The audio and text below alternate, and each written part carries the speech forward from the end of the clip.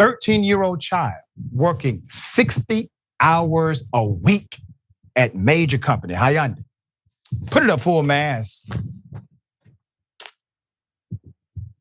We actually reported on this in the beginning. A lawsuit filed by the U.S. Department of Labor reveals that a 13-year-old baby,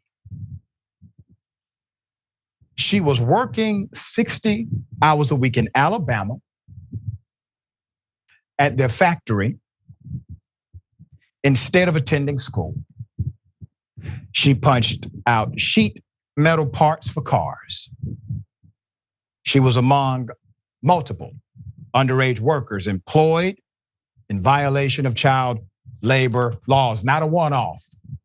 With millions watching and many people benefiting from this program called Indisputable, we just need 1% of the viewers to become a paid member so we can continue to bring this content to you. Now back to the show. Per Market Watch, a 13-year-old working on an assembly line in the United States of America shocks the conscious, said Jessica Luverne, the administrator of the department's wage and hour division.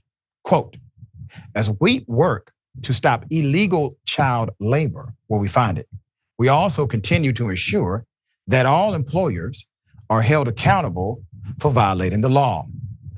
The civil suit filed in federal court in Montgomery, Alabama, seeks an injunction barring the company's Alabama subsidiary, Hyundai Motor Manufacturing Alabama LLC, a firm called Smart Alabama LLC, which operated the plant, and a labor recruitment firm, Best Practice Service, from continuing to use child labor. You got to get an injunction to stop an illegal child labor operation, best practices, et cetera. So it also seeks an order from the court for the companies to surrender any profits made from cars that were manufactured using child labor.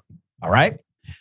Quote, consumers throughout the United States unknowingly purchased automobiles that were manufactured with oppressive child labor. Defendants profited by these sales and financial transactions related to the same and continue to retain those profits today. The suit read, the use of child labor at the Alabama factory was first uncovered in 2022. In a statement, the company said the use of child labor was, quote, not consistent with the standards and values we hold ourselves to as a company, but that it intended to defend itself in court. The statement read, we worked over many months to thoroughly investigate this issue and took immediate and extensive remedial measures.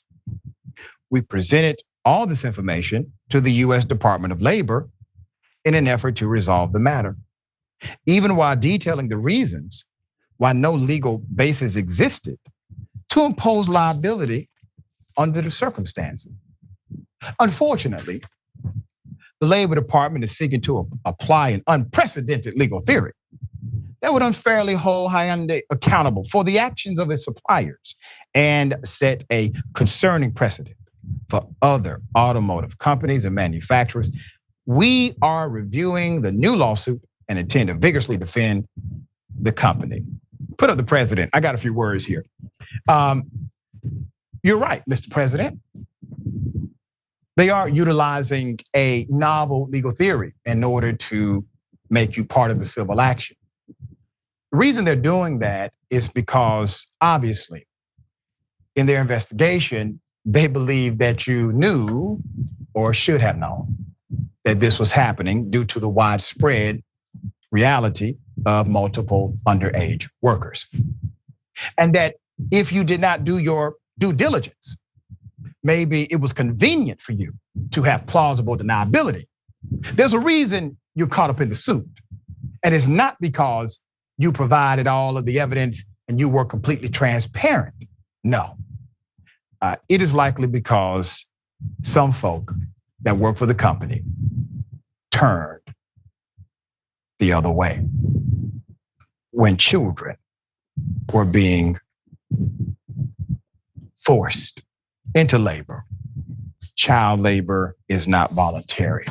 Give a damn what you say. In a letter to shareholders last year, President Jay Chong announced the company would divest its interest in Smart Alabama, stating that they were misled by the labor provider, but still took responsibility. He wrote, the use of underage labor at a supplier or any operation is unacceptable, and we're committed to making sure noncompliance never happens again.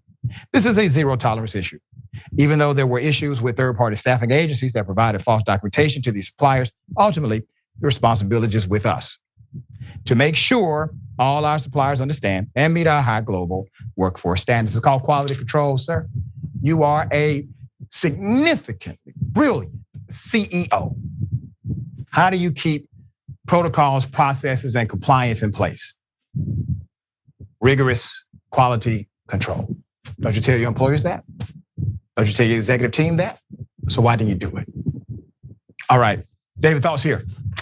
I just think, look, if this was a one-off, if this was just one kid that had been found to be working at the factory, okay, maybe the company doesn't know. But as you point out, when there's a pattern, when there's several children, multiple children, to me, then there is a huge problem here. And it's not enough just to say, well, we didn't know about it. We didn't hear about this. Our suppliers didn't tell us. No, the responsibility is on Hyundai to proactively, at the start, make it absolutely clear to your suppliers, to your supply chain, this is what we tolerate and this is what will not be tolerated. And when there's some sort of permissiveness, when there is this sort of, oh, we're not really paying close attention to you, that's when this stuff happens. And I think Hyundai's responsible. And if they were smart, instead of making this a multi-week story, they would just settle this thing, admit that there were things that happened that should not have happened, and explain, here's what we're gonna do to fix it, and end of story. That's right. And given their attitude, their rejection, we'll defend this vigorously. Yeah, they probably were acting like that during that prerequisite interview and investigation. And that's why the Department of Labor decided to put them as party to the suit.